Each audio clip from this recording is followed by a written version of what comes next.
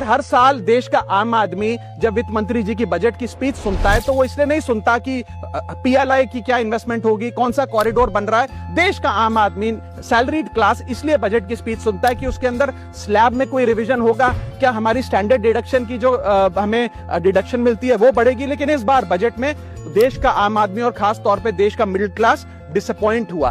पहले ही there has been a stagnation in the salaries, inflation 6.8% पे खड़ा है, लेकिन उसके बावजूद हमने इस बार कोई स्लैब में या स्टैंडर्ड डिडक्शन में चेंज नहीं देखा। मैं आपके माध्यम से वित्त मंत्री जी को रिक्वेस्ट करना चाहूंगा कि आप इसी बजट में अनाउंसमेंट करें कि स्टैंडर्ड डिडक्शन जो 75,000 रुपए है उसे बढ़ाकर सैलरीड क्लास के लिए 1.5 लाख रुपए किया जाए।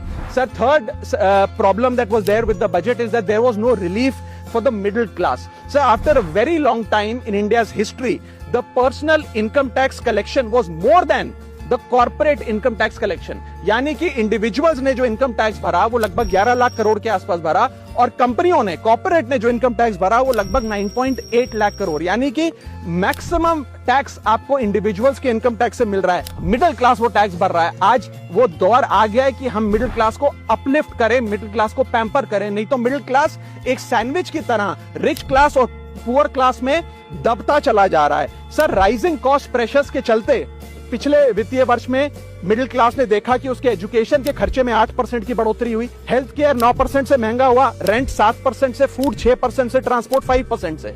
मेरा रिक्वेस्ट ये है माननीय फाइनेंस मिनिस्टर से कि वो इनकम टैक्स में रियायत देकर या तो मिडिल क्लास को कोई रिलीफ दें, और अगर इनकम टैक्स में रियायत नहीं दे सकती हैं तो उसकी सेविंग्स और इन्वेस्टमेंट्स पे उसको बेनिफिट दें, उसे इंसेंटिव्स दें कि वो ज्यादा बचत करे, ज्यादा वेल्थ क्रिएशन कर पाए। सर,